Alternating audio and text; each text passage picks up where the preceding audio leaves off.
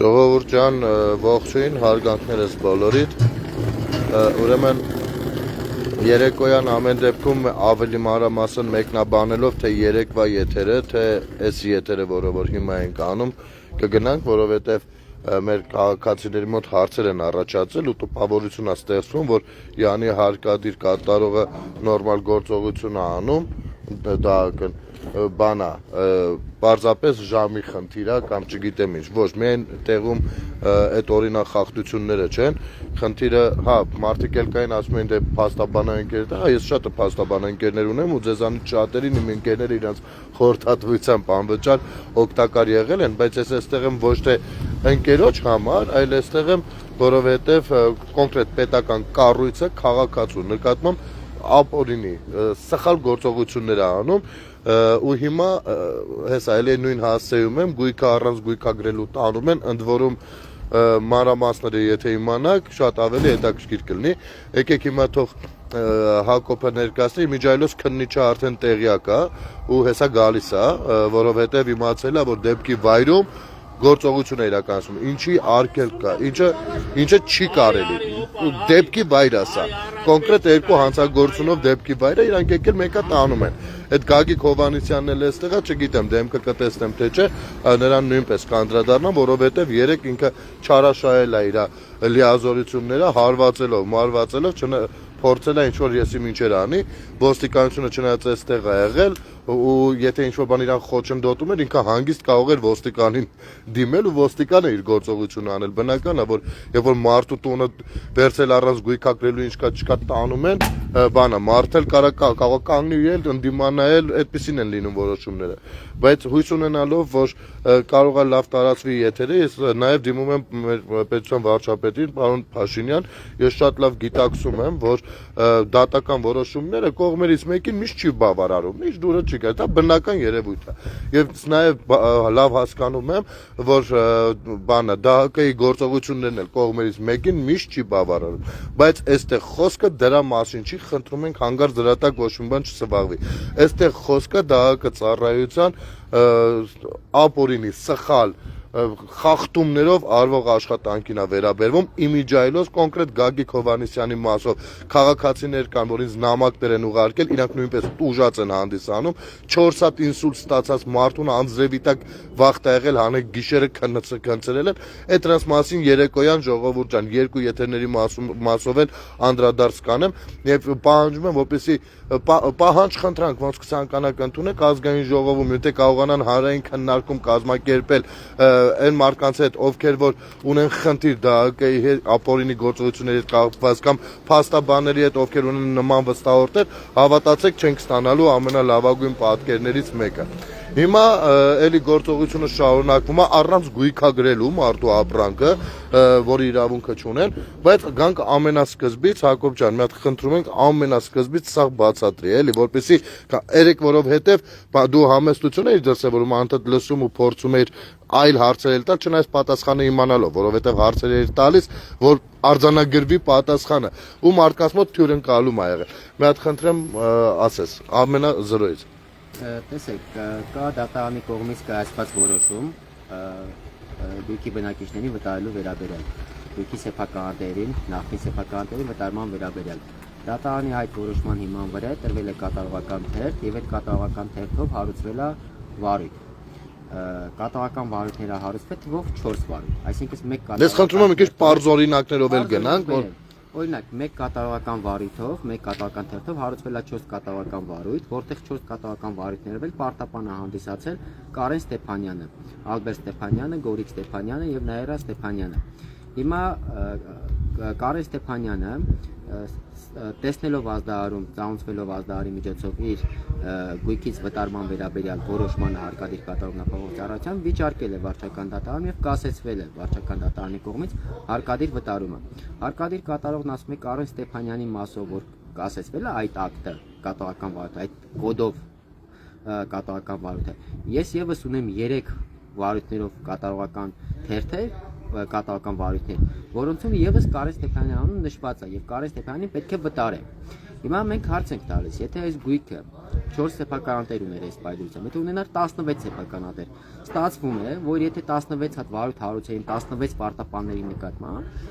անձը իր իրավունքների պաշտպանության համար, որի բուն նպատակը հասնել արդյունքի գույքից չվտարվելու, պետք է 16 հատ կատարողական վարույթի որոշում վիճարկել։ Եթե 200 քանի հատ պետք է ուրեմն յուրաքանչյուր 16 հոգին, յուրաքանչյուր 16 անգամ վիճարկել։ Ինչը որ խելքին մոտիկ չի։ Ենթադրենք, մի պահ ընդունենք, որ հարկադիր կատարողը ճիշտ է։ Կա եւս 3 վարույթ, որոնցով իրականացնում է Կարեն Ստեփանյանի վտարումը։ Մյուս վարույթը, որը կասեցվել է, դրանով չի վտարում, բայց այն մյուս 3-ով վտարում է։ Կատողական վարույթի մասին օրենքի համաձայն, կատողական վարույթով ընդունված որոշումները երրորդյա ժամկետում ուղարկվում են վարույթի մասնակիցներին։ Հիմա հարց հարկադիր կատարողին։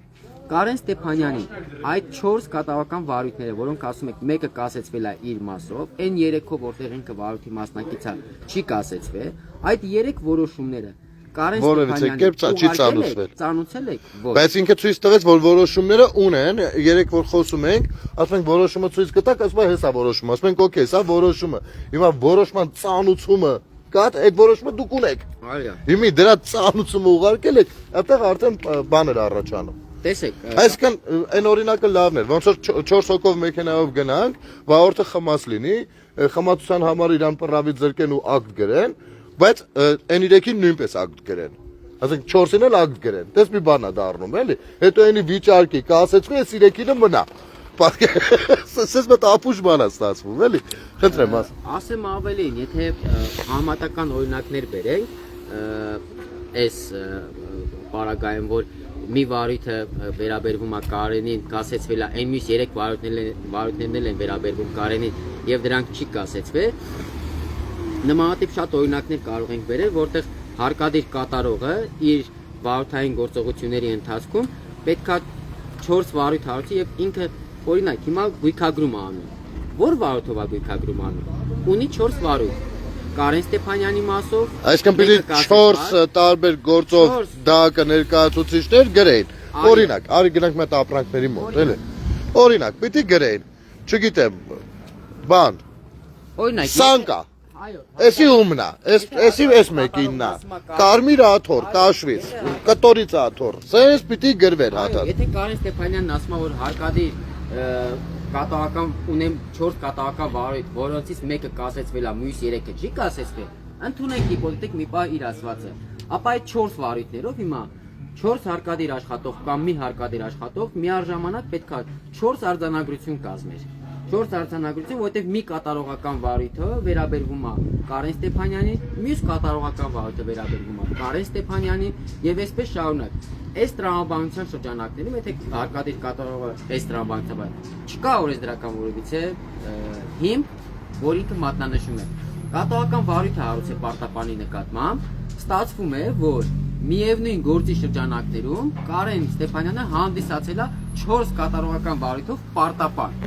Հիմա թող հարկադիր կատարողն ինձ ասի, կատարողական վարույթի մասին օրենքի որ հոդվածով է մի կատարողական թերթի իմամ է, անձը 4 վարույթով ճանաչվել որպես պարտապան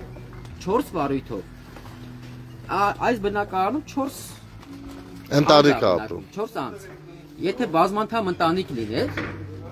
20 անդամով Իմիջիալոս տունը բավականին մեծ տուն է, նայեք, ժողովուրդ։ Ես ոնց հասկացա գործը հետևյալն է, նաև տունը բավականին մեծ տուն է, բավականին թանկարժեք, ասենք մի եթե չեմ սխալվում $300,000 դիմաց դրվել է բանկում, վարկա վերցրել, հիմա դրա դիմաց տունը վերցնում են, տունը հեչից $1 միլիոն կարժենա, այս տունը հաստատ կարժենա, երեկել ներսի մասնել եք տեսել։ Այդտեղ հələ մի հատ հələ չասենք ինչ սխեմաներ եղած կլինեն, ոնց եղած կլինեն, բայց հիմա մի հատ ուրիշ հարց էլ առաջանում։ Օրինակ, տան մեջ կա կոնդիցիոներներ, օթորակիչներ, որոնք հանդիսանում են գույք։ Դի տան պատի մասը չէ, էլի գույք է հանդիսանում։ Մարդը ասում է, սրանք էլ եք տանելու, ասում է, չէ, դի թողնում ենք։ Այսինքն մի հատ Պարսիկ ոնց հասկացա իբր առել է աջուրդով, ու թողնում են այդ պարսիկին ախպեր ջան, դե մի կոնդիցիոներ է, էլի պետք է գա, ու մարդը թազա չի առնելու, բայց այդ մարդու գույքն է, խես թողնում, դե բեր ապա մոնտաժի, այսպես այսինքն հենց տեղում գործողությունները, պետական կառույցի գործողությունները լիքը ապօրինություններ է նկատվում։ Դա հարցը, ոչ թե դատական գործը, օքեյ, դատական գործերը մենք կախտեն, մեկը դա նորմալ է, կողմերից մեկը միշտ բանալ, եթե հաշտություն չի լինում։ Չի տարվում անշարժ գույքից վտարում իրականացնելու դեպքում չի հեռացվում այն գույքը, որը կապակցված անշարժ գույքին եւ դրա ապամոնտաժումը էական վնաս չի պատճառի գույքին։ Այսինքն հանդիսանում է տվյալ գույքի անբաժանելի մասը։ Օրինակ, պատը չեն կարող աջ պատը հանել տանը կամ լուսամուտները չեն կարող հանել տանը, որովհետեւ դա անբաժանելի մասն է համարվում այս անշարժ գույքի։ Բայց այն գույքը, այն շարժական գույքը, որը գույքի սեփականատերի կողմից նախկինում ավելացվել է այս գույքի վրա, բոլորը ենթակա են այդ անձի կողմից վերցրման։ Ծորակը, լամպուշկեքը, վարակույրները, գառնիզները, ամբողջը արձանագրվելով։ Կոնդիցիոներների ապամոնտաժումը չի իրականացնում հարկադիր կատարողը, ասում են, որ ես դա չեմ իրականացնում։ Դա անձի գույքը չի, բայց ինքը պարզել է արդյոք դա ում գույքն է։ Այս գույքը, որը գնվել է։ Հետո մի հատ ուրիշ բան էլ ասեմ, այսօր մեկ բան էլ ավելացնեմ,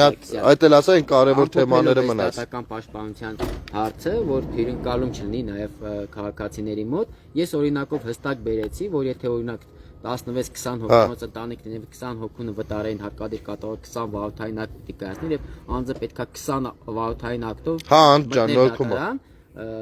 այս տրամաբանության շրջանակներում դատական պաշտպանության անձի նպատակը իրեն գույքից չվտարելն էր ժամանակավորապես մինչև իր հարցերը դատական հարցերի շրջանակներում ուզե որտեղ անձը ունի քաղաքացիական գործեր դերևս դատարաններում քննվող իր իրավունքները միջև կարա պաշտպանի ու դատարան դիմելու հարկադիր կատարողի կատարողական գործողությունների կասեցման եւ այդ գործողությունների վիճարկման ամբողջ նպատակը անձի հասցեից չվտարում իրականացնելն է ու եթե այս պաշտպանության համար անձը դիմել է եւ կասեցվել է հարկադիր կատարողը պարտավոր է այդ անձին չվտարել այդ գույքից անկախ նրանից այլ վարույթ ունի իր մոտ եւ այդ վարույթով անձը հանդիսանում է պարտապան թե ոչ սա հարկադիր կատարողը դիտավորյալ հավանաբար այս մանիպուլյացիան ստեղծում է որպեսզի կարողանա անխոչնդոտ վտարումը իրականացնել Պարզ օրինակով բերեցինք, հակառակ դեպքում կստացվի իրավական անվտանգության խնդիր, որ մարդիկ պետք է 10-20 հոգի բնակվելու դեպքում 10-ից 20 ամեն մեկը հայցով մտնի դատարան, կասեցում, որը կվերածվի աբսուրդի։ Լավ, հիմա մի հատ էլ sense բան ասեմ։ Երեք հարկադիր կատարողը պարոն Սարգսյան, հիմա դատար կա, ես ցույց տամ ինչ անմխիթար մեքենայով են գույքը տեղափոխում։ Դե այդ արդեն բաներ են, հիմի մարդիկ ասեն մանրուկները հետևեք ընկել, բայց դա օրենքն է։ Ինչպես ոչ չէ, փչանում ախր, տեսեք, երկաթներից անմխիթար վիճակում է, մենք դատարկ վիճակում նկարել ենք, որ տեսնեք տպավորության ոնց որ աղբատար մեքենա լինի։ Լավ, հիմի երեք այստեղ միջադեպ է տեղի ունեցել, ինչի մասով հայտարարություն տրվեց, գիշերը գնացիք դուք բան։ Այո, որ հարկադիր կատարողը հարվածել է փաստաբանին ու խոչընդոտել է ըստ էության նրա իրավունքով վերապահված գործունեությունը, երկրորդ հանցագործությունը որն էր եղել, հանցանքը մեկը դատական ակտի չկատարում։ Մեկն էլ դատական ակտի չկատարում է, այն ինչը որ երեք ցուցադրել ենք։ Քննիչը այսօր այսօր մեր փաստաբանը կապվում, ասում է շարունակում են ապօրինի գործողությունը, քննիչը խոստացել է որ կգա, ես չգիտեմ կնկարեմ այդ process-ը թե չէ, արդեն կախված բանից դե ամեն գործի որ պետքա հրապարակայնացնել։ Հիմա տեսնենք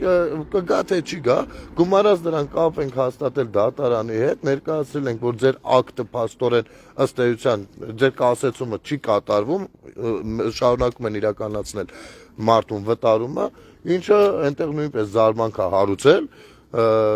դատարանի աշխատողների մոտ։ Հիմա տեսնենք այս թնջուկը ոնց է արդեն ընթանալու։ Ես կարծում եմ, որ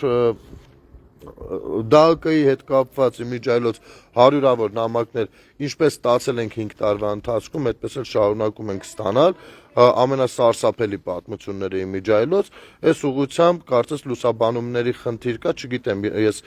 միայն կասենեմ այդ բոլոր հասցեներով գնամ, բայց բարձրաձայնելու ենք, որովհետև այո, համակարգը շատ դեպքերում դիմադրում է,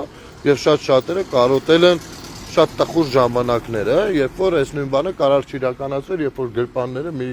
2000 օրինակ, էլի, ասենք կարամ ունենամ այդ կասկածը։ Այսինքն մեր խնդիրը որ իրավապահ մարմինա դա կհանդիսանում, գոնե քաղաքացու իրավունքները իմանան։ Վերապատրաստումների կարիքը մշտապես կա, քաղաքացու իրավունքներն էլ իմանան, որպեսզի տարատեսակ բաներ չառաջանան կոնկրետ հասցեում գործողություն իրականացնելուց։ Անկախ նրանից դա օրինական է թե ապօրինի։ Այնպես որ այսքանով եզրափակեմ այս եթերը, այսօր երեկոյան եւս մեկ տեսանյութ կհրապարակեմ, որտեղ որ հստակ երևում է Գագիկ Հովհաննիսյանի վատ պահվածքը, խուժանական, խուլիգանական պահվածքը հստակ երևում է, ու մեկնաբանելով այս ամեն ինչը կգանք, սպասում ենք ձեր արձագանքներին նույնպես, ժողովուրդ ջան, այնպես որ նմանատիպ հարցերն էլ մենք էլ մշտապես պատրաստ ենք լուսաբանելու ժամանակի սղության մեջ, եթե կարողանանք տեղավորվել։ Լավ եղեք, բոլորիդ լավ օր, մինչ երեկո։ Երեկոյան կհանդիպենք արդեն YouTube-յան ալիքի եթերում։